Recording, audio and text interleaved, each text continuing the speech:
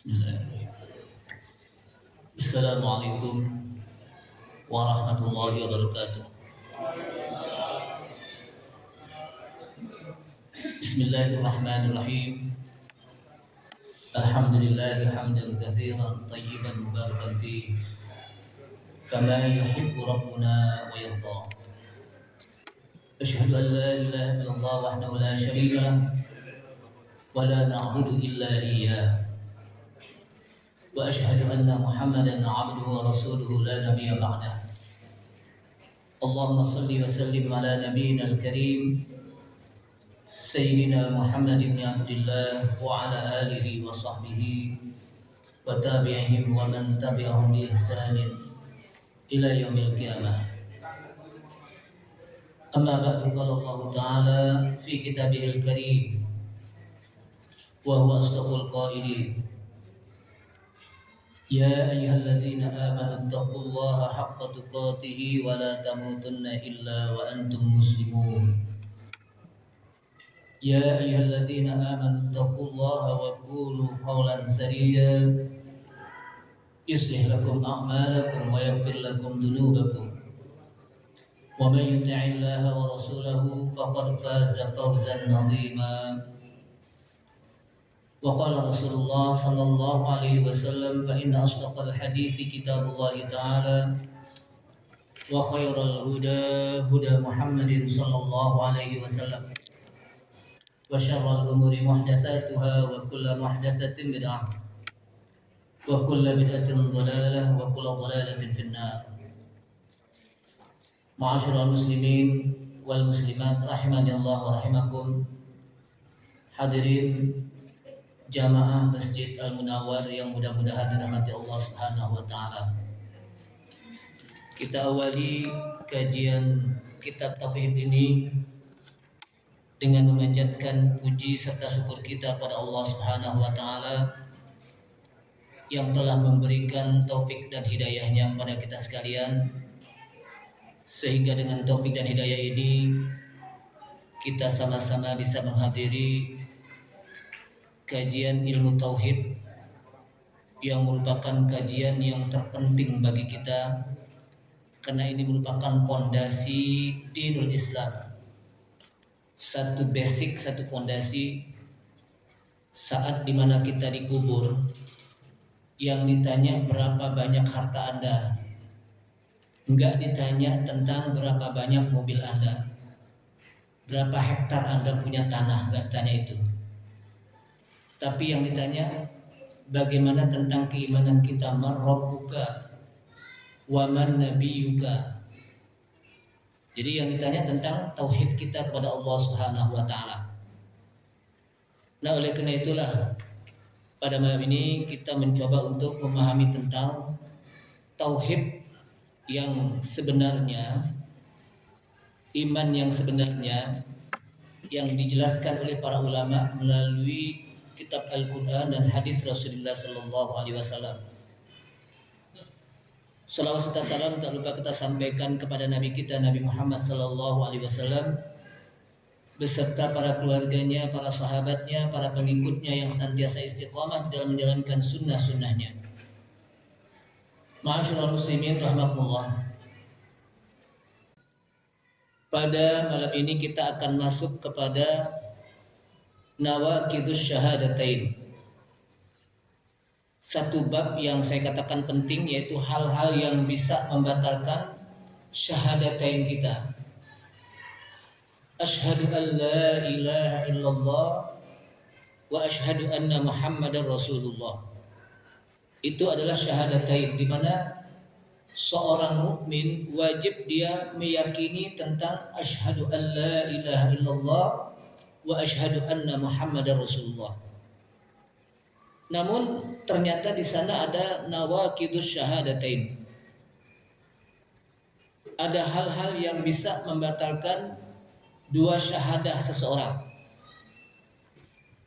Dan ketika syahadatain seseorang itu batal, maka otomatis akan menjadi nawaqidul Islam. Akan batallah keislaman dia. Jadi artinya kalau syahadatainnya dia batal, maka keislamannya pun batal. Kenapa? Karena keislaman itu rukun pertamanya apa? Arkanul Islami khamsatun. Pertama apa? Syahadatu an la ilaha illallah wa anna Muhammadar Rasulullah. Rukun yang pertama, kita menyaksikan bahwa tidak ada yang berhak untuk diibadahi kecuali hanya Allah. Dan kita meyakini, beriman bahwa Nabi Muhammad itu adalah utusan Allah Subhanahu wa taala. Sehingga ketika syahadatain seseorang itu batal, otomatis maka Islamnya pun menjadi batal. Dan ketika Islamnya batal, maka yang lainnya pun menjadi batal. Karena ini pondasi. Syahadatain itu apa? Pondasi. Nah, para ulama mengatakan bahwa kita sudah membahas tentang syarat-syarat di mana seseorang ketika mengucapkan asyhadu an la ilaha illallah wa asyhadu anna Muhammadar Rasulullah. Kita juga sudah mempelajari tentang rukun-rukun di mana seseorang mengatakan asyhadu an la ilaha illallah wa asyhadu anna Muhammadar Rasulullah. Nah, pada malam ini kita akan membahas tentang nawaqidul Islam. Bab yang berkenaan dengan hal-hal yang bisa membatalkan Islam. Kata para ulama, nawaqidul Islami katsiratun. Hal-hal yang bisa membatalkan keislaman seseorang itu begitu banyak. Sebagaimana yang dijelaskan oleh para ulama di dalam kitab-kitab tauhid mereka. Sehingga mereka menulis satu kitab yang namanya Babur Riddah. Satu bab yang menjelaskan tentang murtad. Jadi ketika batalnya Islam, maka orang itu nanti dianggap apa? Murtad. Khuruj minal iman, khuruju minal Islam, keluar dari iman dan Islam. Namun para ulama, dari semua yang banyak itu, wa ahammuha, yang paling dominan adalah 10 hal yang paling dominan yang bisa membatalkan keislaman seseorang. Sebagaimana disampaikan oleh Syekh Muhammad bin Abdul Wahhab, disebutkan rahimahullah, beliau mengatakan satu yang pertama adalah yang bisa membatalkan keislaman seseorang itu adalah asyirku fi ibadatillah. Jadi syirik di dalam beribadah kepada Allah, ini peringkat pertama. Jadi peringkat pertama yang bisa membatalkan keislaman seseorang adalah asyirku fi ibadatillah, syirik di dalam beribadah kepada Allah Subhanahu wa taala. Maka Rasulullah SAW ketika bertanya kepada para sahabat, "Ai sahabat, ala unabbiukum bi akbaril kabair?" Wahai sahabat, maukah kalian aku beritahukan tentang dosa yang paling besar? Bukan dosa yang besar saja, tapi apa? Paling.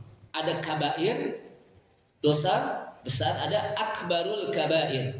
Ada dosa yang paling besar. Udah besar, akbar lagi.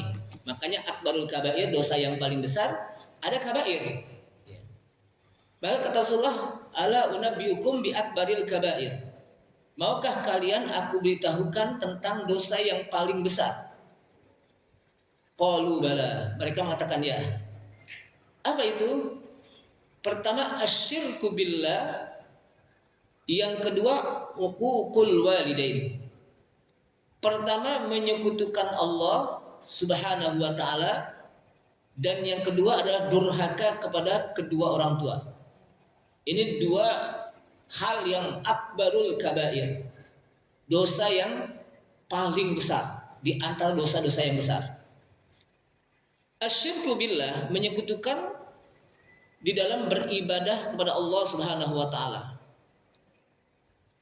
Sebagaimana Allah Subhanahu wa taala menyebutkan, innallaha la yaghfiru ay yushraka bihi wa yaghfiru ma duna dzalika liman yasha. Jadi dampak orang yang menyekutukan Allah di dalam beribadah, sanksinya apa? Ada beberapa sanksi yang disebutkan oleh para ulama terhadap mereka-mereka yang menyekutukan Allah Subhanahu wa taala di dalam beribadah. Karena kita diciptakan oleh Allah Subhanahu wa taala dalam rangka untuk mentauhidkan Allah Subhanahu wa taala di dalam beribadah. Wa ma khalaqtul jinna wal insa illa liya'budun, dan tidaklah aku ciptakan jin dan manusia kecuali agar mereka mau liwahiduna fil ibadah, agar mau mereka mentauhidkan aku di dalam beribadah, kata Allah SWT. Jadi dalam beribadah itu mentauhidkan Allah Subhanahu wa taala. Dan para ulama menyebutkan bahwa syirik ini merupakan dosa yang paling besar, kezaliman yang paling besar.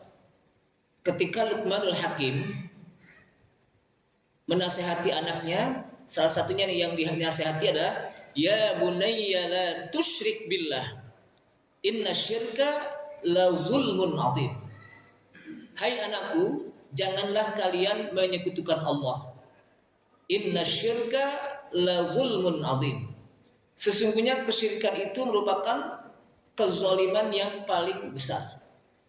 Jadi kata-kata syirik, inna syirka, itu dihubungkan dengan zalim. Apa arti zalim? Zalim itu az-zulmu dalam bahasa Arab. Az-zulmu itu diddul adl, lawan adil. Kalau adil, wad'u syai' fi makanihi, menempatkan sesuatu pada tempatnya. Tapi kalau zalim, az-zulmu wad'u syai' fi ghairi makanihi, menempatkan sesuatu yang bukan pada tempatnya. Ketika kita menempatkan Allah SWT bukan pada tempatnya, kita nggak sembah, berarti kita sudah berbuat zalim.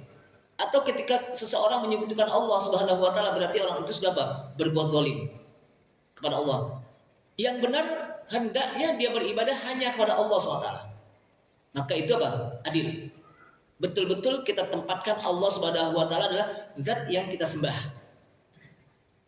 Jadi yang pertama, syirik itu adalah kezaliman yang sangat besar, dosa yang sangat besar. Yang kedua, syirik itu akan menghanguskan dan menghapuskan semua amalan-amalan kita. Kata Rasulullah, kata Allah Subhanahu wa taala dalam ayat Al-Qur'an, la in asyrakta la yahbatanna 'amaluk wa la takunanna minal khasirin. Jika kalian menyekutukan Allah, la in asyrakta, jika kalian menyekutukan Allah Subhanahu wa taala, la yahbatanna 'amaluk. Jadi sebetulnya kanya di sini adalah Nabi Muhammad SAW diingatkan oleh Allah. La in asyrakta, jika engkau berbuat syirik menyekutukan Allah, hai Muhammad, la yahbatanna 'amaluk, niscaya amal-amal kamu menjadi sia-sia. Wala takunanna minal khasirin, dan kamu akan menjadi orang yang sangat merugi di akhirat nanti. Jadi syirik itu pertama dosa yang paling besar. Yang kedua, dia akan menghapuskan amalan-amalan lain. Bukan syiriknya saja, tapi amalan yang lain yang kita pernah lakukan dari mulai kecil sampai saat dia melakukan kesyirikan, itu dihapus pahalanya, habis, hangus, nggak diterima oleh Allah SWT. Dengan sebab apa? Perbuatan syirik. Yang ketiga, Allah Subhanahu wa taala akan haramkan baginya untuk masuk ke dalam surganya. Apa kata Allah SWT? Innahu may yushrik billahi faqad harramallahu alaihi al-jannah wa ma'wahun nar wa ma lidh-dhalimina min ansar. Innahu may yushrik billah, sesungguhnya orang yang menyekutukan Allah, faqad harramallahu alaihi al-jannah, sungguh Allah telah haramkan atasnya surga. Wa ma'wahun nar, dan Allah akan tempatkan baginya neraka. Wa ma lidh-dhalimina min ansar, dan tidaklah bagi orang-orang yang berbuat zalim ada penolong nanti di akhirat. Jadi orang yang melakukan syirik, menyekutukan Allah Subhanahu wa taala, itu diharamkan untuk masuk ke dalam surga. Kalau diharamkan berarti orang tersebut masuk mana itu? Nanti di akhirat cuma dua. Kalau nggak surga apa? Neraka. Bayangkan. Jadi masalah ini kita nggak boleh main-main nih. Karena ini menyangkut nasib kita nanti di akhirat. Tentang iman ini, tauhid kita di dunia ini, akhir hayat kita, apakah kita bisa bertahan istiqomah terhadap iman kita, terhadap ketauhidan kita pada Allah SWT, tergantung akhir hayat kita. Innamal a'malu bi khawatimiha. Sesungguhnya amal itu dilihat di akhir hayatnya, masih mempertahankan tauhid kita pada Allah SWT atau tidak. atau dia berbuat syirik dan dia belum bertobat, ketika dia hidup belum bertobat. Dan ini menyangkut kepada nasib seseorang di akhirat. Kalau dia masih bisa mempertahankan tauhidnya pada Allah SWT, maka dengan tauhid itu Allah SWT akan masukkan. Tapi kalau dia akhir hayatnya justru imannya batal, maka tidak ada harapan baginya untuk masuk ke dalam surga Allah SWT. Makanya saya sering katakan saya lebih konsen kepada ilmu-ilmu tauhid, karena ini fondasi. Ilmu ini satu ilmu fondasi, usul, dasar. Jadi apa? Ini ilmu dasar. Kenapa? Karena ini ilmu yang bisa memasukkan seseorang ke dalam surga. Jamaah sekalian rahimakumullah. Jadi orang yang menyekutukan Allah SWT itu akan diharamkan oleh Allah SWT masuk ke dalam surganya. Enggak masuk surga. Bahkan disebutkan dalam ayat lain, innallaha la yaghfiru ay yushraka bihi wa yaghfiru ma duna dzalika liman yasha. Ini dampak orang yang menyekutukan Allah SWT dalam beribadah. Sesungguhnya Allah tidak akan mengampuni orang yang menyekutukannya. Jadi dia menyekutukan Allah SWT tidak diampuni dosanya. Walaupun sholatnya banyak, walaupun hajinya bolak-balik, umrohnya juga begitu. Kalau dia menyekutukan Allah Subhanahu wa taala, tidak akan diampuni dosa-dosanya oleh Allah Subhanahu wa taala. Wa yaghfiru ma duna dzalik, dan Allah Subhanahu wa taala akan mengampuni dosa selain syirik. Tapi liman yasha, bagi orang yang Allah kehendaki. In syaa ghafara wa illam yasha lam yaghfir. Jika Allah kehendak, maka Allah Subhanahu wa taala akan ampuni. Dan jika Allah tidak kehendak, dia tidak akan diampuni oleh Allah SWT. Tergantung bagaimana taubat dia kepada Allah Subhanahu wa taala. Maka di sini penting bagi kita untuk menjaga, membentengi tauhid. Jangan sampai tauhid ini tercemar dengan gara-gara perbuatan syirik.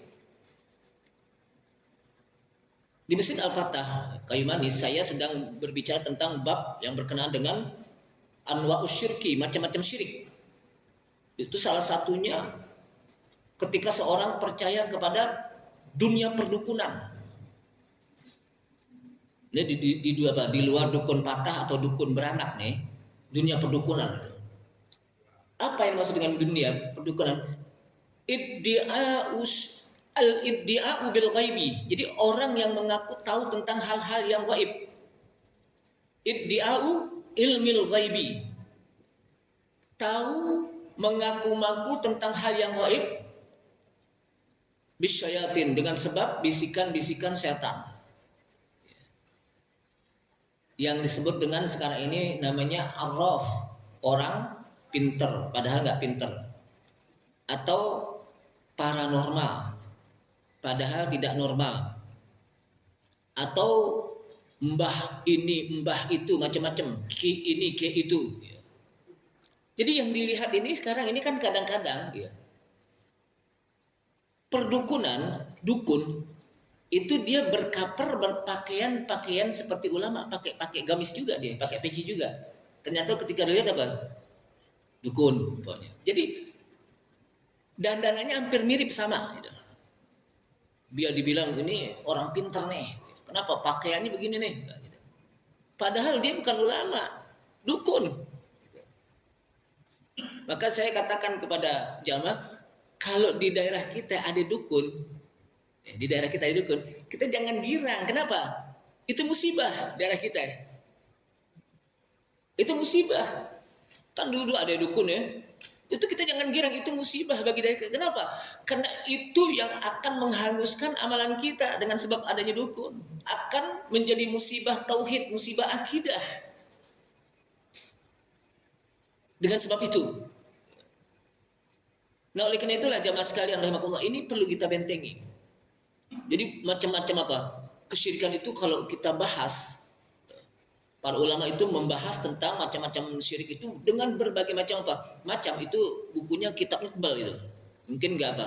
Sampai Isya juga enggak keburu gitu apa. Paling tidak kita tahu bahwa dunia perdukunan itu menjadi sebuah hal yang bisa merusak akidah, karena itu adalah perbuatan syirik kepada Allah SWT.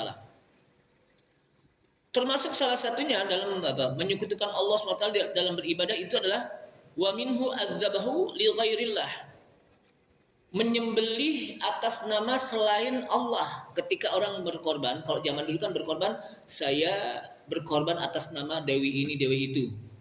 Umpamanya ada orang ketika mau nanam padi, dia berkorban atas nama Dewi Sri umpamanya. Itu nggak boleh.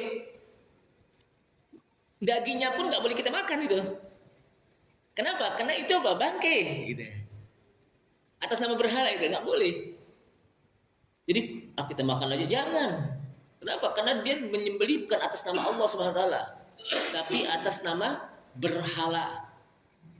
Saya menyembelih ayam ini untuk ini kubur nih, biar jangan sampai dikuburin dia biar bisa selamat dengan gara-gara. Itu kan kalau zaman dulu ada namanya pasang ancak atau gak ancak, Pak, zaman dulu. Di kubur itu ancak namanya. Jadi itu nggak boleh kita makan. Kenapa? Karena sembelihannya bukan atas nama Allah Subhanahu wa taala, dia atas nama berhala.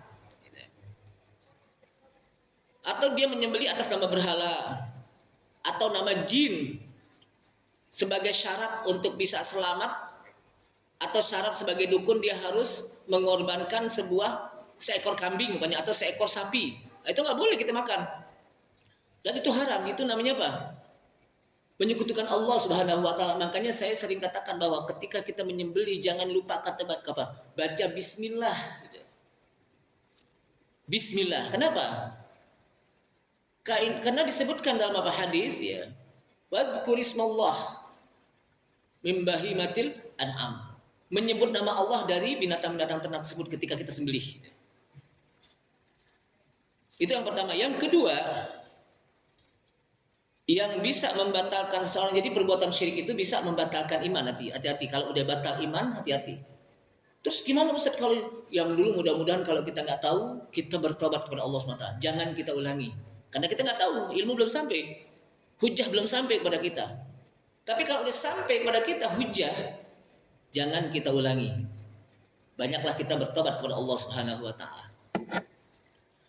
Kemudian yang kedua adalah man ja'ala bainahu wa bainallahi wasa'id yad'uhum wa yas'aluhum asy-syafa'ah wa yatawakkalu 'alaihim fa innahu yakfuru ijma'an. Orang yang menjadikan antara dia dan antara Allah ada pelantaranya. Kalau berdoa harus ada pelantara. Makanya kadang-kadang kalau dikubur loh, Pak, apalagi orang kadang-kadang rajin untuk ziarah ke kubur macam-macam. Bukan sekarang ini bukan 9 wali lagi udah. Mungkin udah 15 wali kayak lebih gitu. Kalau dulu kan kita kenalnya cuma 9 wali ya. Sekarang udah lebih, udah banyak banget nambah. Saya nggak tahu tuh wali apa lagi itu. Sampai di sono, ya, bukan hanya sebatas ziarah. Bukan hanya sebatas ziarah, tapi mereka berdoa kepada Allah Subhanahu wa taala, tapi juga melalui para orang-orang yang dianggap wali. Wahai wali, sampaikan doa saya kepada Allah Subhanahu wa taala. Tanpa Anda apa sih arti saya? Itu nggak boleh. Kalau kita minta doalah kepada Allah Subhanahu wa taala. Jadi nggak perlu apa? Lalu kita ke kuburan ngapain? Kita ke kuburan justru kita mendoakan orang yang ada di kuburan, bukan kita minta atau menjadi wasilah kepada Allah Subhanahu wa taala. Bukan hanya kepada wali, kepada para apa? Ketika kita berziarah di sahabat di Mekah ya, atau di Madinah gitu ya. Itu juga begitu, kita kepada Rasulullah kita menyampaikan assalamualaikum ya Rasulullah, assalamualaikum ya Habiballah, kita menyampaikan salam. Assalamualaikum ya Abu Bakar, assalamualaikum ya Siddiq, assalamualaikum ya Umar, assalamualaikum ya Faruq. Menyampaikan salam gitu.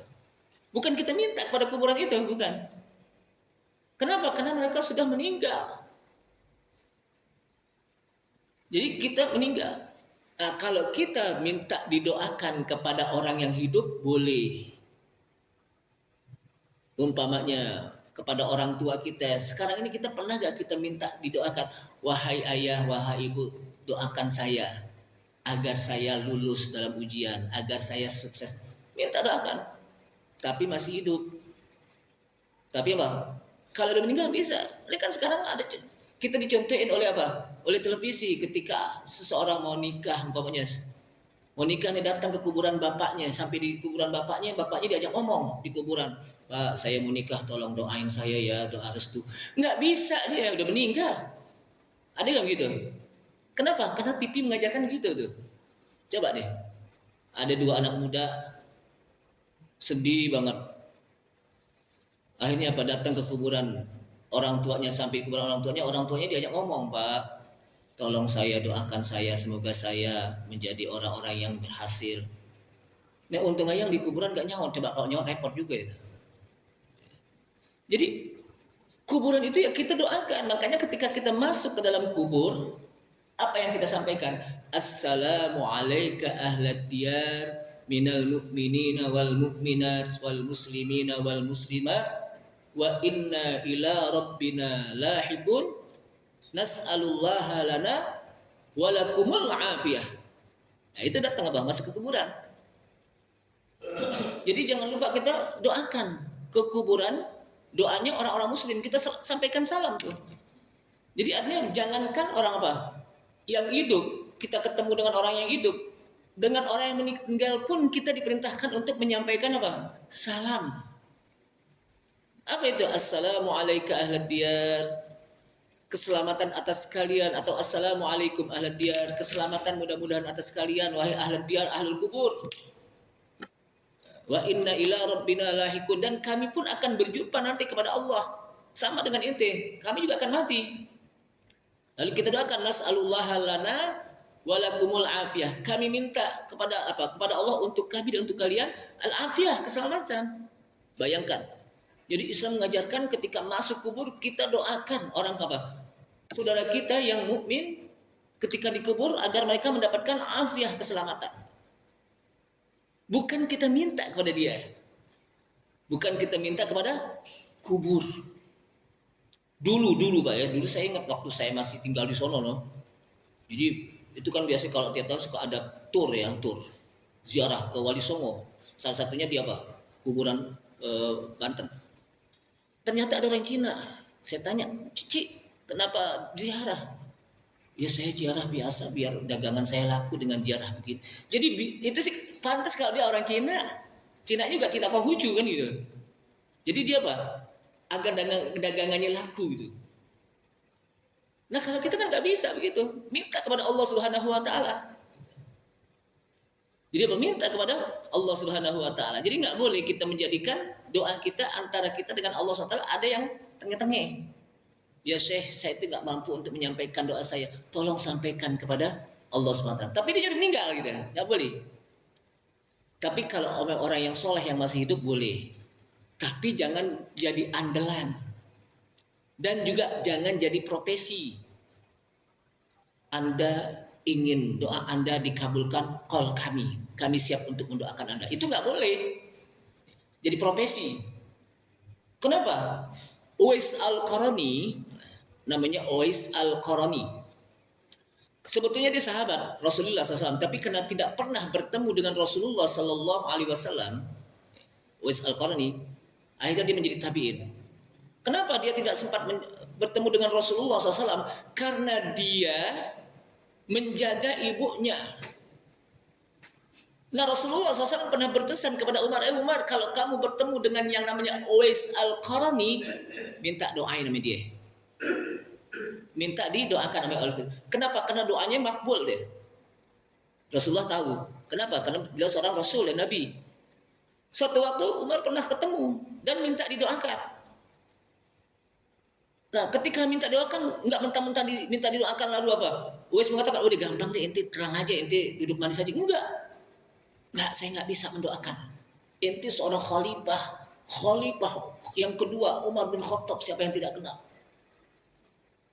Tapi karena dipaksa didoakan juga. Karena ini atas informasi dari Rasulullah SAW. Bayangkan. Jadi nggak mentang-mentang apa? Dia doanya dikabulkan main apa? Doa saja tidak. Kenapa dia khawatirin nanti orang lihat jadi mengkultuskan. Ini orang rombongan ya, rombongan datang minta didoakan semuanya nanti. Ini tuh. Nah, jadi tidak menjadi sebuah apa? Sebuah kalau bahasa kita profesi tukang doa umpamanya. Enggak. Jamaah sekalian rahimakumullah. Tapi boleh kita minta doakan. Kalau kita umpamanya apa? Berhasil apa mau musafir, umpamanya safar nih. Kita nggak tolong doakan saya biar selamat di jalanan. Boleh. Yeah. Terus kita juga minta doakan, tolong doakan saya di sana. Boleh juga. Kenapa? Karena Rasulullah SAW juga pernah apa? Ketika Umar ingin umroh juga minta doakan, la tad'u du'aak. Ya Rasulullah, saya ingin umroh, kata Rasulullah, la tad'u du'aak, jangan engkau lupa mendoakan saya. Bayangkan Rasulullah yang doanya udah pasti apa? Mustajab, tetap nanti minta apa? Didoakan. Ini menjelaskan kehidupan umat Islam hendaknya saling doa mendoakan. Jadi saling doa mendoakan. Makanya dalam setiap apa namanya absus salama bainakum itu kan menjadi apa? Pegangan bahwa setiap kita bertemu dengan seorang muslim itu sebarkan salam, karena kehidupan Islam itu harus saling doa mendoakan agar hilang rasa benci. Dengan doa tersebut apa? Benci. Ini kan kadang-kadang ketemu umat Islam benci banget, nggak senang banget kalau dia apa? Senang. Tapi senang kalau dia nggak senang gitu. Jadi senang ketika melihat orang susah, susah ketika melihat orang senang. Nah itu apa? Kehidupan umat Islam. Makanya apa? Akhirnya apa? Nggak bisa bersatu. Padahal kita diperintahkan untuk apa? Saling doa mendoakan.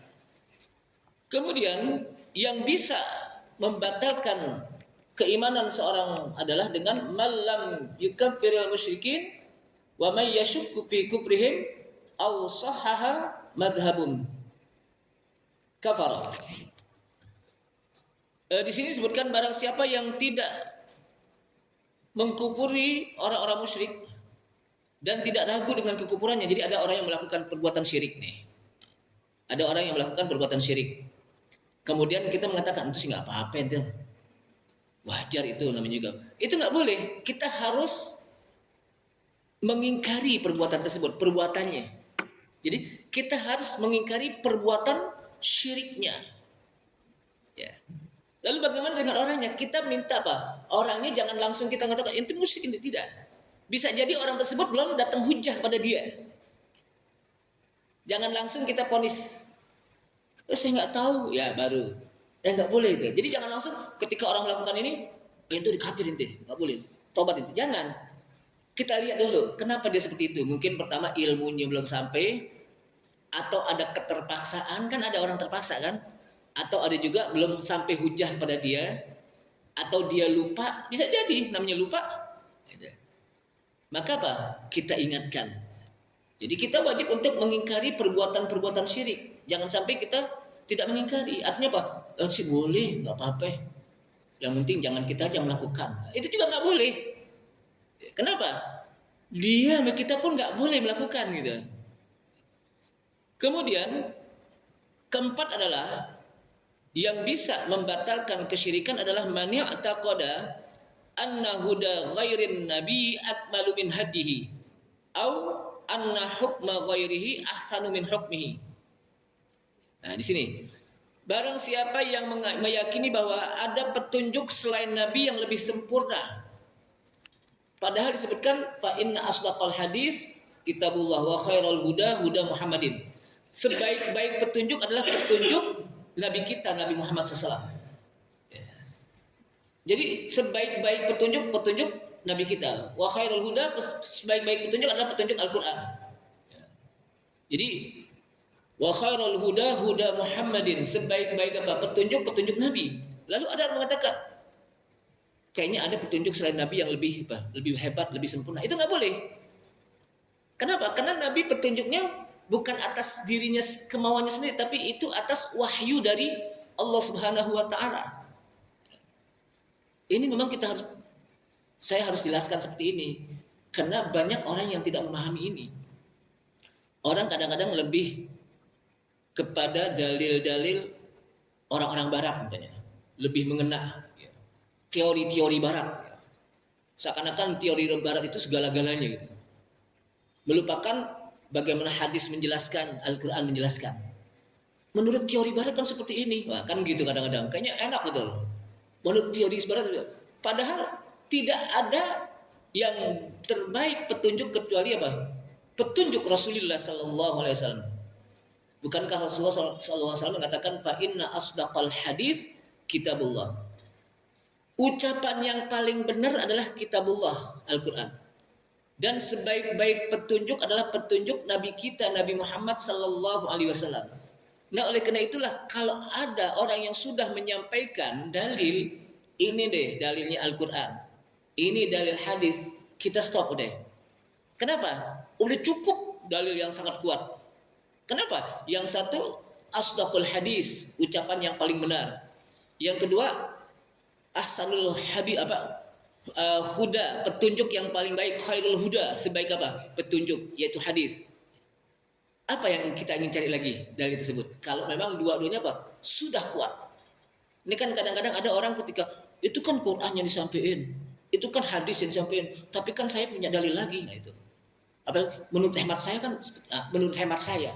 Menurut hemat itu apa ya gitu? Mana hebatan menurut hemat inti ame Al-Quran atau hadis gitu. Nah, ini harus disampaikan. Nih kadang-kadang orang apa? Berbangga-bangga terhadap teori-teori barat. Jamaah sekalian rahimakumullah. Sehingga kalau ada orang yang meyakini bahwa ada petunjuk yang lebih baik dari petunjuk Rasulullah SAW, hati-hati, itu bisa membatalkan apa? Iman. Kenapa? Karena berarti dia tidak percaya kepada Rasulullah SAW. Padahal dia sudah mengatakan wa asyhadu anna Muhammadar Rasulullah, bahwa aku bersaksi bahwa Nabi Muhammad itu adalah Rasul Allah Subhanahu wa taala.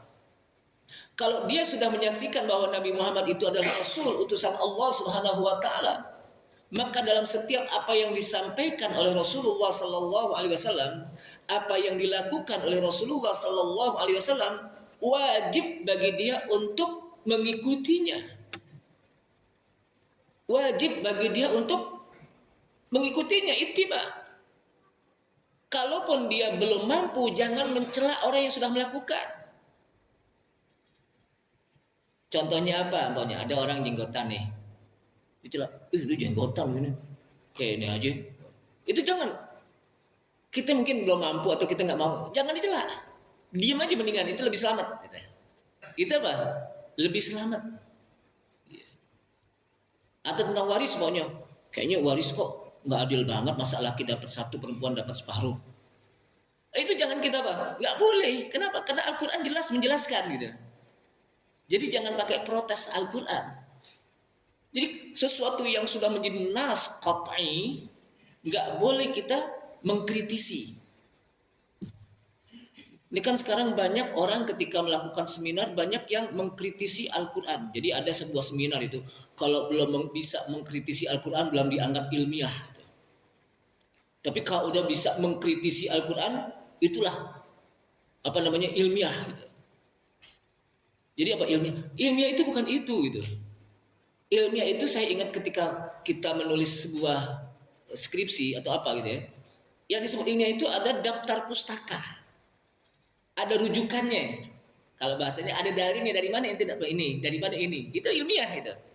Jadi kalau hanya sekedar ucapan ente itu belum ilmiah. Kenapa? Itu pendapat ente gitu. Jadi harus ada referensinya, ada daftar pustakanya, ada footnote-nya, itulah disebut apa? Ilmiah. Ma'asyiral muslimin rahimakumullah. Seperti ada orang yang lebih mendahulukan hukum-hukum barat umpamanya.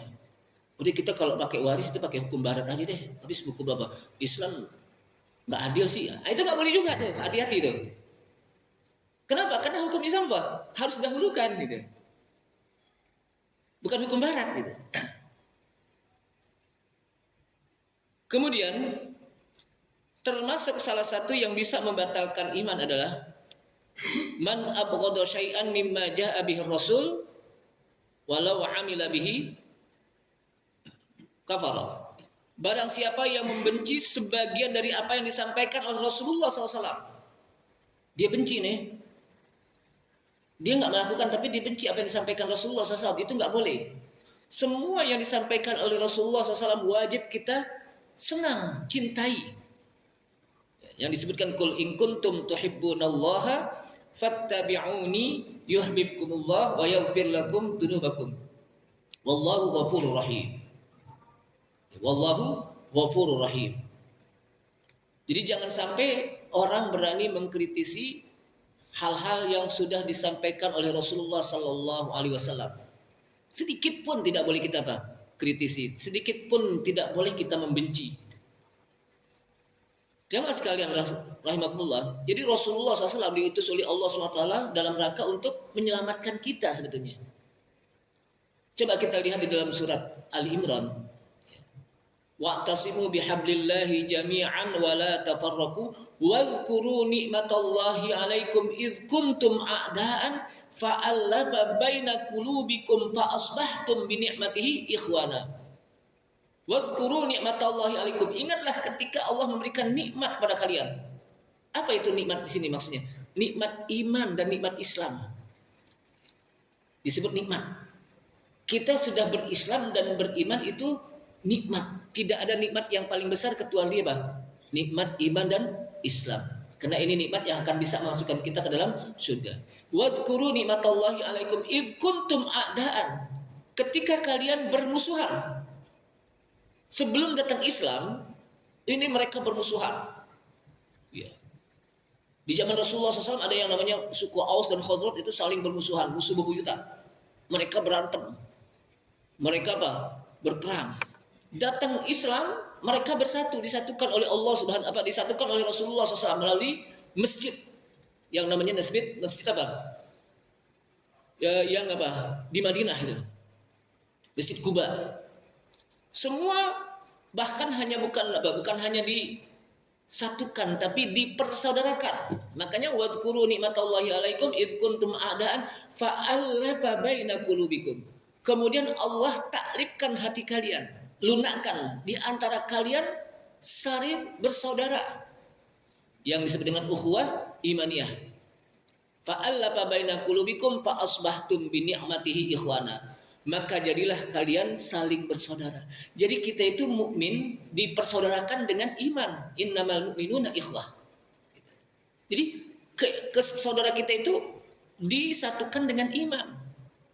Disatukan dengan Al-Quran, disatukan dengan hadis. Makanya ayat itu sebelumnya wa'tasimu bihablillahi jami'an wa la tafarraqu. Dan bersatu padulah kalian dengan berpegang pada tali Allah. Kita diperintahkan wa'tasimu, bersatu padulah kalian dengan berpegang kepada tali Allah. Ai bihablil Qur'an was sunnah. Tali Allah itu apa? Bil Qur'ani was sunnah, dengan berpegang kepada Al-Qur'an dan As-Sunnah sehingga kita menjadi satu. Artinya kalau sudah kita berpegang pada Al-Quran dan Sunnah, nggak ada perselisihan. Kenapa? Karena disatukan oleh Quran, disatukan oleh hadis. Kenapa para ulama dulu, para sahabat bisa bersatu? Karena mereka disatukan dengan Al-Quran. Nah sekarang ini kan kita Al-Quran sudah bicara, hadis bicara, tapi kadang-kadang kita masih mau pakai pendapat yang lain gitu. Maka itulah yang memunculkan seseorang jadi terpecah belah. Nah oleh karena itulah jamaah sekalian rahimahullah, ini perlu kita perhatikan karena ini menyangkut kepada nasib kita nanti di akhirat, bagaimana iman kita diterima atau tidak oleh Allah Subhanahu wa taala, tergantung nanti akhir hayat kita. Tergantung amalan kita di dunia. Kenapa? Karena orang itu meninggal sesuai dengan kebiasaan dia waktu masih hidup. Man asya mata. Barang siapa yang kebiasaan dia masih hidup begitu, maka pada saat dia mati pun apa? Begitu. Kebiasaan dia pada waktu hidup beribadah, bertauhid kepada Allah SWT, mempertahankan keimanan. Akhir hayatnya Allah teguhkan keimanannya kepada Allah SWT. Tergantung kehidupan dia. Nah oleh karena itulah mudah-mudahan Allah Subhanahu wa taala memberikan kekuatan iman dan Islam kita sehingga kita mati dalam keadaan husnul khotimah sambil kita mempelajari ilmu tauhid agar kita bisa mempertahankan ketauhidan kita kepada Allah Subhanahu wa taala. Kita tutup subhanallah hamdika asyhadu an la ilaha illa anta astaghfiruka wa atubu ilaik. Wassalamualaikum warahmatullahi wabarakatuh.